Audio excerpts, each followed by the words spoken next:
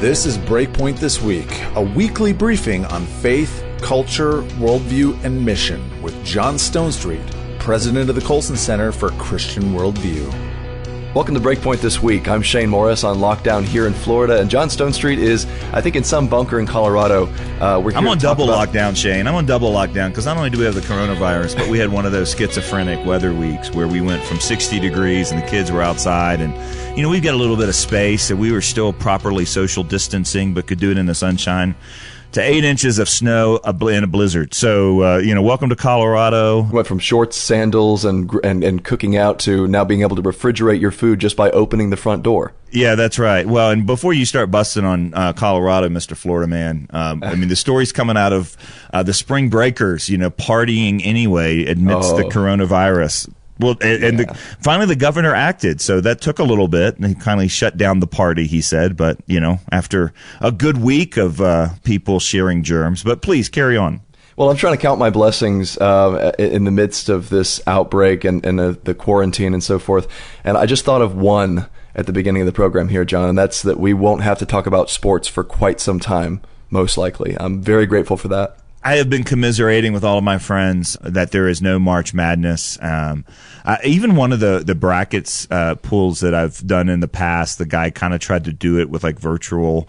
I think there's some video game people playing, NCAA basketball, trying to do it that way. This is a time for deep mourning. When March Madness gets canceled, it just changes everything. What did you say on Twitter? I know how the Narnians felt now. It's always March, but never madness. Yeah, do you see what I did there? That was pretty clever. Come on, you got to. It was so clever, John. Yeah, I'm not paid to say that. Yeah.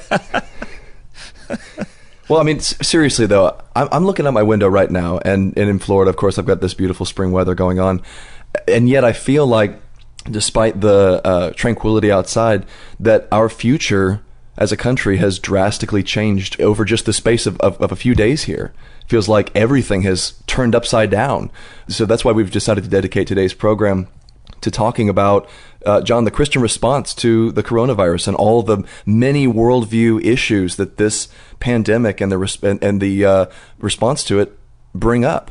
Yeah, and it's not just the pandemic. What we're finding out, especially the last couple of days of this week, is all the residual stories or the accompanying stories, with this. For example, the one probably front and center on everybody's mind is what is this going to do to the economy?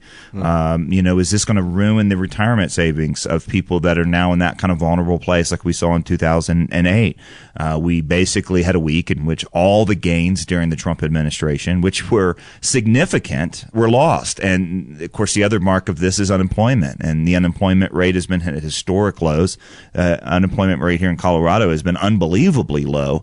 But, of course, that first wave of layoffs, most of them having to do with younger hourly workers. A good friend of mine who has become the CFO of a kind of a startup coffee sort of group, said, he was excited to jump into this organization because he thought, what he was going to be doing is hiring young people and using it as a kind of a faith at work Christian business leader sort of thing.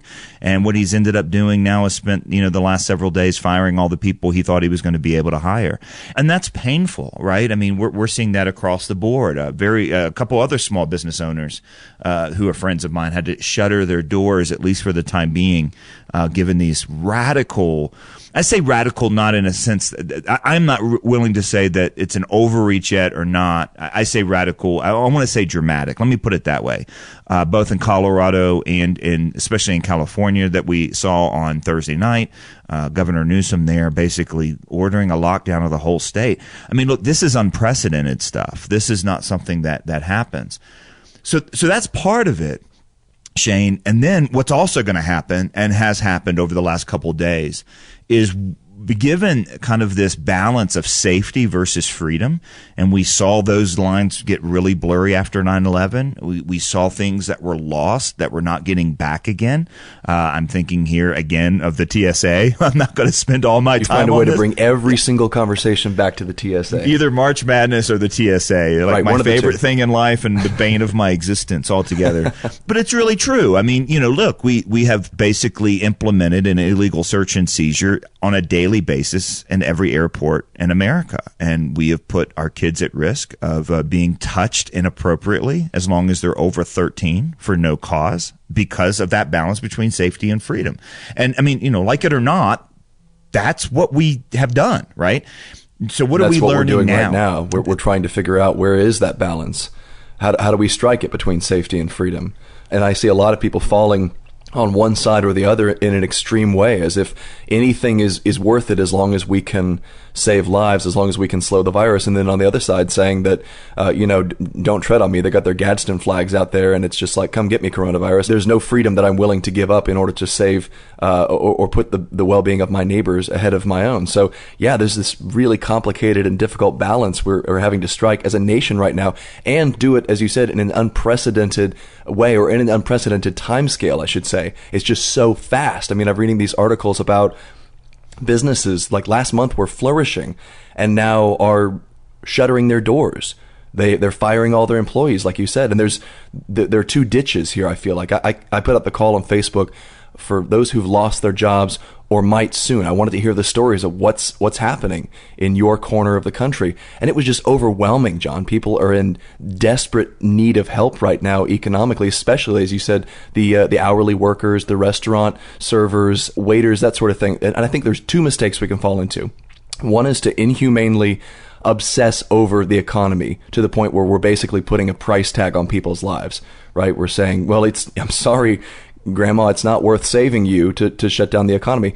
On the other hand, I think there's a risk of, and this is where I see my risk, of becoming too callous toward those who really have lost everything financially, economically in a matter of days. That's just so difficult to balance those two out. Well, it is. And of course, this is also happening at a time where we're going to learn things over the next couple weeks, and we've already learned things. We are learning things now, right? Yeah, we've already learned things that are going to continue to strain our credulity of our authorities. I mean, we've already seen the shift in the administration from, it's not a big deal to it's a really, really big deal. And, part of that, I get the challenge of governing panic and avoiding it and trying to move that way. But we're looking then across, like, okay, what was it? A major piece was the Wall Street Journal saying, no, we should blame China for this. This is China Post, right? Washington Post. Okay. And we'll link to all of these, by the way, if you come to breakpoint.org. But that had China acted in a way in which they were willing to lose some face in order to contain this virus, this would have been a completely different situation than what we are. And it's kind of hard to argue with that, kind of given the curve that we have seen. So that's going to strain, right, the credulity. Just a report Friday morning, 4 senators who got a private briefing on the coronavirus, 2 of whom went off right after that and said, hey, the media is escalating this, overblowing this, it's not as big of a threat as what they're saying.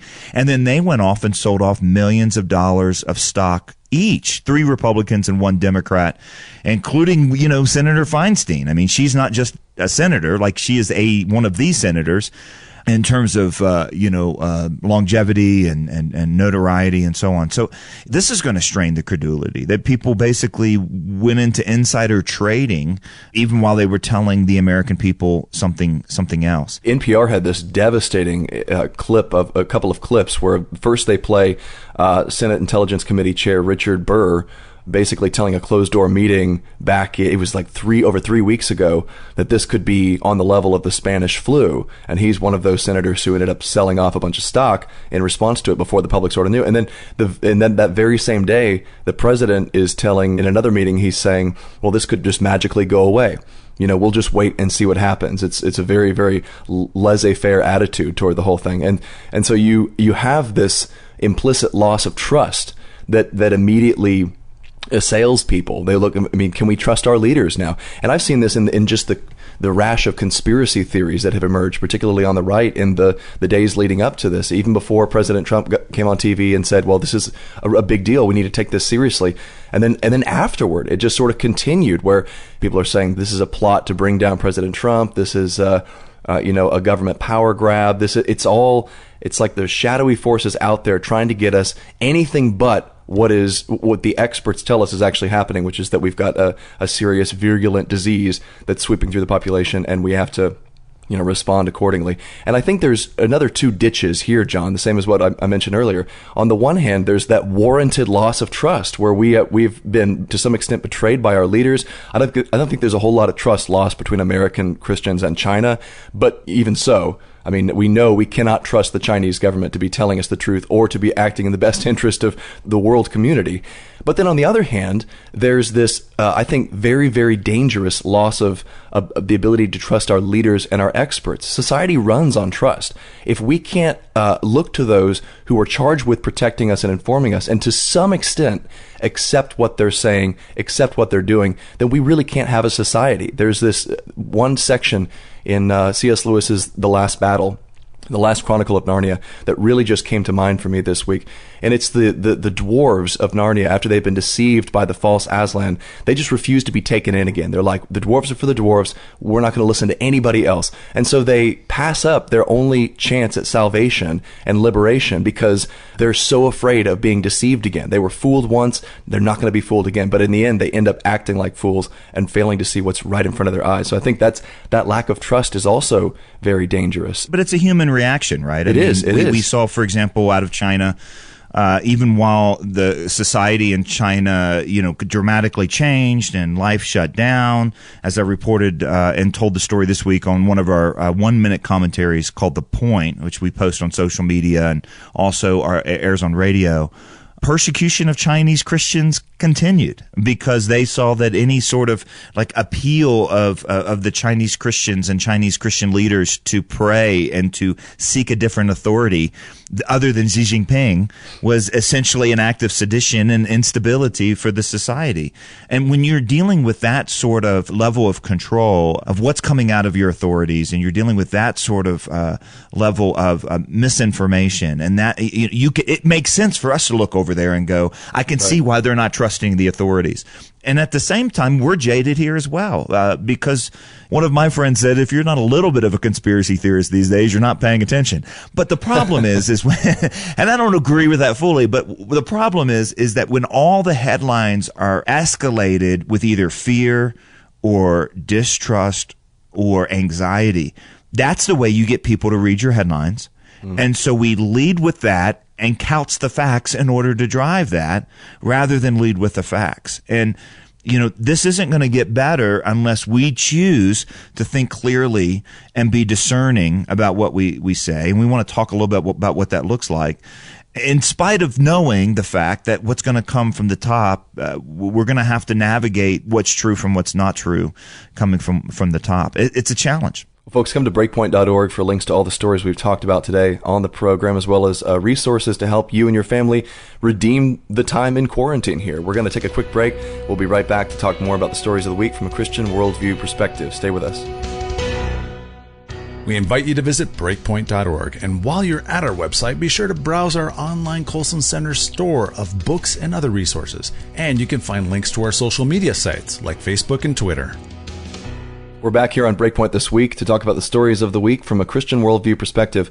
John, one of the things that emerged in our discussions at the Colson Center this week were just the immense worldview implications of what's going on here. And this, I think, is an illustration of a fact that we've brought up before, that it's impossible to think nothing in a worldviewish way when it comes to a moment like this. You will revert to some philosophy. You will revert to some explanation. It's just a question of what it is. And I think as Christians, our duty is to be aware of our assumptions and our philosophy as we look at the headlines, as we react to what's happening in the world around us. And one particularly unhelpful reaction, I think, came out on Twitter this week when Gal Gadot, Wonder Woman, started sort of a group sing-along, a celebrity sing-along, where she began singing John Lennon's famous song Imagine, and then had the likes of Sarah Silverman and Jamie Dornan and Mark Ruffalo and Amy Adams join in line by line and sing it, usually out of key, usually terribly, I think it was Will Ferrell. Hey, some of them tried really hard. If you watch it, though,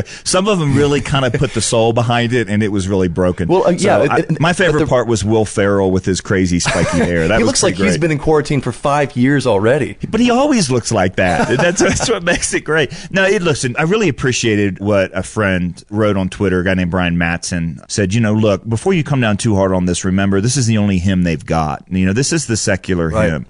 And, we commented on this. I had a point commentary that was on Friday. Remind us of the lyrics, John. Imagine there's no heaven. It's easy if you try. And as many people turned around and said, really, at a time when we have people dying, that's the best thing? That's going to encourage us that this world is all there is, and when you die, and that's it, and there's nothing else. Imagine there's no religion, a brotherhood of man. And, here's the worldview implication of this. And this has always been the problem with the Imagine song. First of all, it's utopian, right? It's imagining a perfect world. But it's imagining a perfect world on conditions that can't deliver that perfect world, right? So if there's nothing vertical in this world, it's all horizontal. If there's no heaven, there's nothing above us except sky, then that means when you die, and that's it. If you die, that's it. Then death is the greatest enemy. That was basically the whole kind of impetus behind Darwinian way of how we got to where we are, which is survival of the fittest. But here we have this kind of existential threat to our existence. And instead of a survival of the fittest thing we see across the board, we see a bunch of people trying to sing on Instagram in a way to encourage people and to try to find some meaning and purpose to it with a song that immediately says there's no ultimate meaning and purpose, right? And there's no guidance for morality. So if there's no guidance for morality, why wouldn't we just pump back to survival of the fittest? In other words, it's an imaginary future based on imaginary conditions that can't deliver the imaginary future, which is why, by the way, you see what I did? Yeah. And as I said, that's why all utopian visions are imaginary, right? So we need to imagine something better than that, which is the, conditions that can actually bring about a better world. These aren't them. Yeah, we need more than warmed over hippie philosophy right now. And that's exactly what Imagine is. And John, I had a conversation with Dr. Glenn Sunshine, history professor at Central Connecticut State University this week. And it's going to be on the Breakpoint podcast shortly here. And he brought out it was about the response of the church historically to plagues, and plagues much worse than the one we're currently dealing with. And he pointed out how the Christian worldview, the Christian view of man, the Christian view of redemption, of suffering, of God's love toward us, all of those had implications that then worked out in the Christian response to the sick. And it was a set of responses that the pagan world couldn't understand. It just boggled their minds because Christians were running into the plague. They were helping people. They were giving basic nursing care. They were loving on the sick. And they were even sacrificially contracting the virus, as some of the writers at the time put it, almost like an atoning sacrifice where they would take on the disease while helping someone else recover from it and oftentimes end up dying from it. And that sort of action is completely incomprehensible in both the Roman worldview and the worldview of John Lennon of Imagine. If there's no image of God, if there's no ultimate redemption of suffering, if there's nothing to look forward to after this life beyond it, then I got to be honest, that sort of philosophy has no comfort to offer for the dying, for the sick, for a society in the midst of a plague. Yeah, and that conversation is going to be, was it Monday on airing on our Breakpoint podcast? Yeah, it should be out Monday. Listen, This is going to be a fantastic conversation, and it's something that we can learn from. Now, look, running into the plague, I think, looks different when you have certain levels of medical knowledge and expertise than before, right? So, in other words, we've learned something and not spreading it to our elderly. And in other words, I don't think running into the plague looks always the same in culture to culture to culture, but the willingness to sacrifice. And that's one of the other worldview lessons that's coming out of this, which is this, are we willing to, we talked earlier about this balance between, freedom and safety, but are we willing to give up our own rights for the good of others is another sort of question. What does it look like to love our neighbor in this time and in this place? And I think that's one of the ways that Christians are going to be stretched. I'm really looking forward to that conversation that you had with Glenn Sunshine. In fact, next week, we're going to do a webinar, and folks can come to breakpoint.org, learn how to sign up, with Ed Stetzer, who's been doing a whole series with Rick Warren of Saddleback Church on the coronavirus and how Christians have and can and should respond. And I just really wanted to look around. I wanted to kind of do what, we often have said around here, which is something Mr. Rogers said, which is whenever there's something like this, look for the helpers. And usually Christians are the helpers. We talked about Nashville last week and what happened out of that. So that's a conversation that we're going to have going forward. And it's going to wrestle, with that kind of autonomy versus sacrifice. But let me bring up the other worldview angle of this. And I think there's a lot more. And that is, how can we be discerning, amidst all of the various angles and people punting to their ideologies and political bents in spite of or in the face of facts, reframing facts. Listen, we often say you got to teach the next generation not what to think, but how to think. Usually that's just a cliche, but we're really seeing how important that is. The potential of being brainwashed, especially now that we're all stuck on social media way too, even more than usual, right? This is a real risk, I think, to thinking like a Christian. Well, I've seen people complaining about, Mark Zuckerberg and Facebook taking down a bunch of posts by mistake.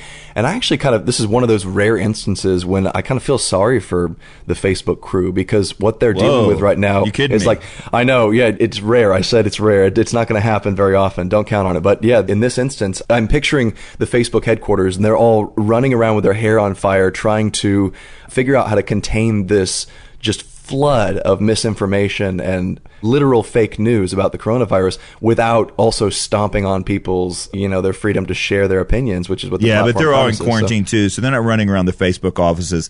They're running around their individual small apartments in San Francisco, kind of trying to figure out. But it's a really tough one. We did a commentary. We have a commentary, I think, coming out next week, and it's really based on some stuff that's in the book, A Practical Guide to Culture, that I wrote with Brett Kunkel on discernment. And you got to do it. We got a whole set of strategies in there, but one of them that's the simplest is just looking for the definition of words and how words are used.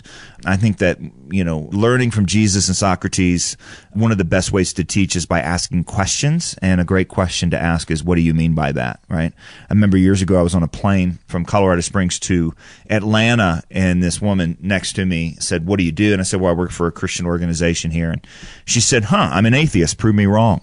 And that's before we even left the ground. And she said, well, how can you believe in God? And I had learned this question, which I'm really glad, because I've also, obviously went to seminary. So I hopefully learned how to answer, how do I believe in God question too. All my training has prepared me for this day. For this moment, yeah. But I said, well, what do you mean by God? And she went on to describe essentially Zeus, this mean old bearded guy who can't wait for you to shoot you with a lightning bolt. And I said, I don't want to defend something that I don't actually believe. But when you think about words like love and masculinity and freedom and truth and honor and, a million other words, and how they're smuggled in, to so many different things. Even now, as we have the ascendancy of critical theory to put racial, adjectives or orientation adjectives in front of everything, as if that kind of either makes them holy or makes them awful up front. These are ways that, you can teach discernment to your kids. By the way, we're just about to launch this coming week, Shane, a special short course. We kind of, in the middle of the month, planned a short course, a kind of a crash course on worldview and culture. And this is one of the things we'll be talking about, is how to develop discernment. And my friends Brett Kunkel and Sean McDowell and I will be leading this every day next week, right around 1 o'clock Eastern Time, 10 o'clock Pacific Time. Although all the live seats, it was unbelievable. And in like 12 hours, all the live seats filled up. It's an absolutely free short course. We're not charging for this one. We have nearly 2,000 people that have signed up for this course so far. And the way that we do it is if you can make it to the live session, which now there are no more seats for that. But if you can't, you can still sign up. We record every single session every single day with the PowerPoint presentation that was used and other course resources, and that gets mailed to every single person every single day of the week. So if you sign up for the course, even if you can't find a space to sit into the live sessions, that evening, by 7 or 8 o'clock that evening, you'll get a link so that you can actually watch it live with your family. And we had over just basically pushing 2,000 people that have signed up to be in this course. And my guess is that's a lot of families. I know that some Christian schools that are using this for their week next week. And you can still sign up by coming to breakpoint.org and click on the link here for this program. We'll tell you how to join us for this short course. It's going to be a lot of fun. We're going to talk about culture. We're going to talk about worldview. We're going to talk about how to trust and how to build your worldview around the Bible. And then we're going to talk about issues surrounding technology and sexuality.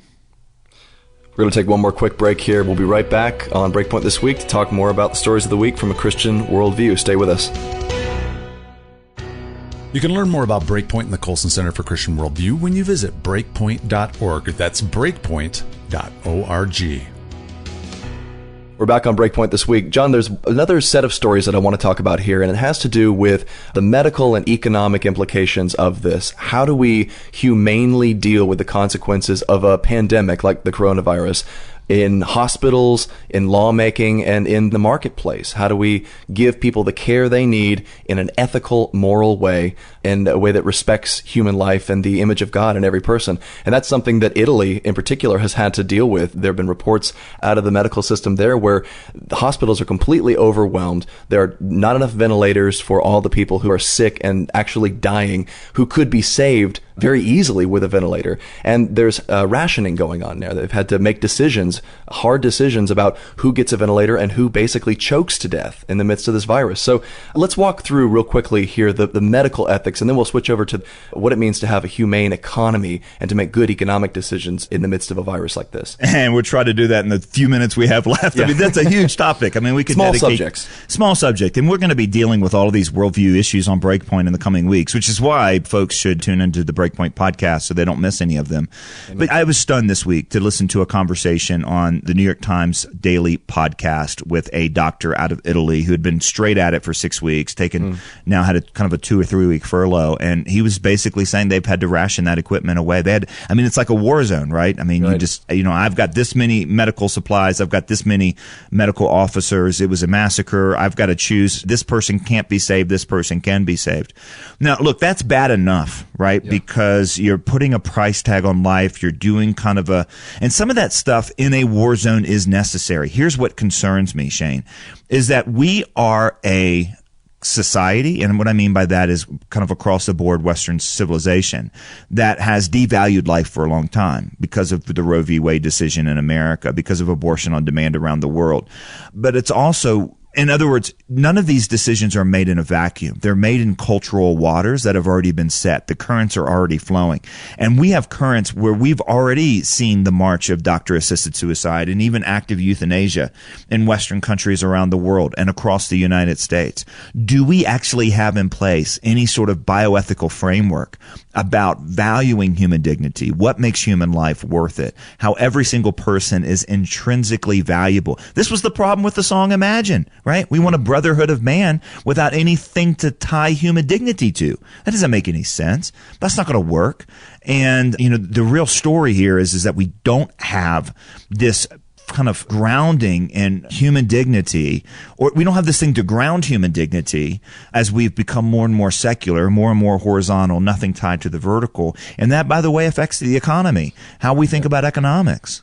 Well, it does, John, because the economic question is intimately tied with the medical question. And that's one of the things that's emerged out of the coronavirus. The understanding we've come to about how the virus spreads is that quarantining and, social distancing are required in order to flatten the so-called curve, reduce the number of people who have the virus at one time in order to keep the medical system from being overwhelmed, which in turn prevents doctors from having to make the kinds of decisions we're seeing in Italy. So all of this is intimately tied together. And I think the link between it all is a worldview that allows you to put others ahead of yourself. There was a great article by a Reformed Theological Seminary professor I just read before we got on the air here, and it was he was talking about how a me-centered culture, or a you-do-you culture is what he called it, is incapable of dealing with something like the coronavirus, which requires you to think about others in every action you do, whether it's going to the beach for spring break or, taking up a hospital bed, or even, refusing to isolate from large crowds, or if you're in the medical profession, the decisions you make there are influenced by that. So that all of them are tied together